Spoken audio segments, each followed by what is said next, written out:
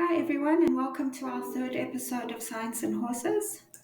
Today we're talking about Umwelt. Umwelt is how horses see the world. Now, the definition of Umwelt is a species specific perception of reality. And our understanding of this is really difficult because we're so involved in our own way of seeing things. Carol Saslow, equine behaviorist, said, "We are prone to attribute behavioral shortcomings or peculiarities of our animals to lack of intelligence and deficient obedience on the one hand, or to extrasensory perception, ESP, on the other. But often the best explanation is just a mismatch of umwelts. For example, vision.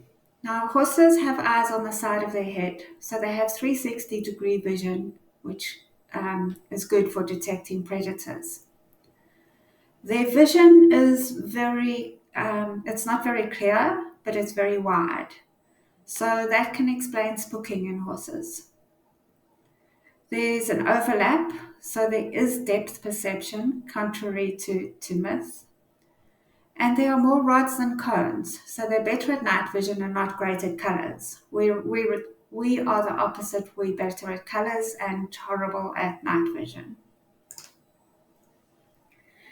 Their sight is best at ground level, and they're good at blue and red, and they're bad at yellow and green.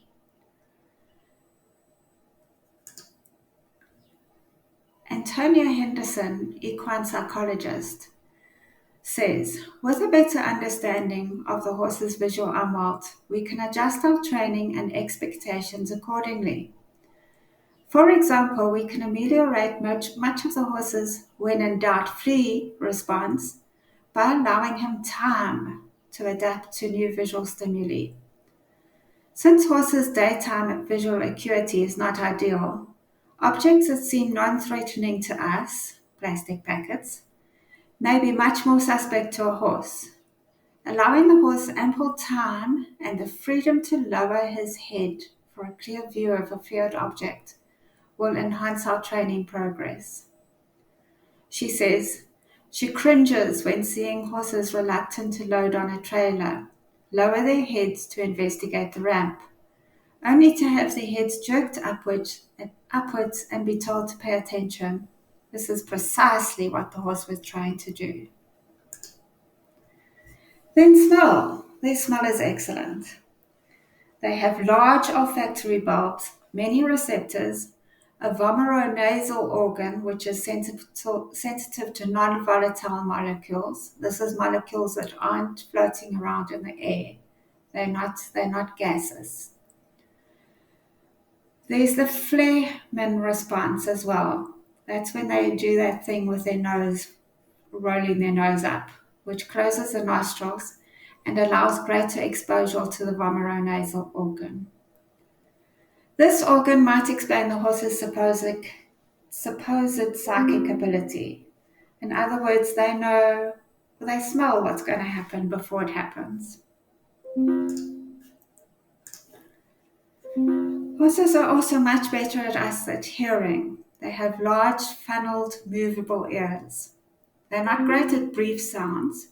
So, for example, the snap of a branch underfoot is a sound not easily localized, and it can trigger the flight response. If your horse suddenly stops, swivels his ears around, give him time to localize the sound. Touch. Horses are so sensitive.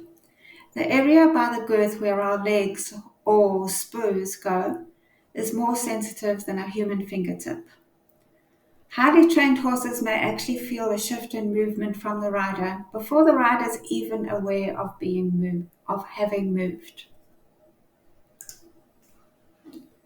Twitches are often considered cruel, but actually, used properly, the pressure applied to the nose's nerve endings results in the release of pain-killing endorphins. These are hormones that make a horse feel happy and calm. There are three phases: distraction, which lasts for 3 to 5 minutes. Analgesia, that's no pain. This lasts for 10 to 15 minutes. And then blow, which is too late.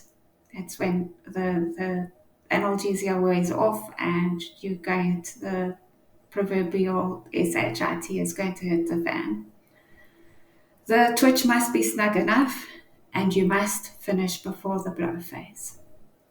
Thank you guys. Bye bye.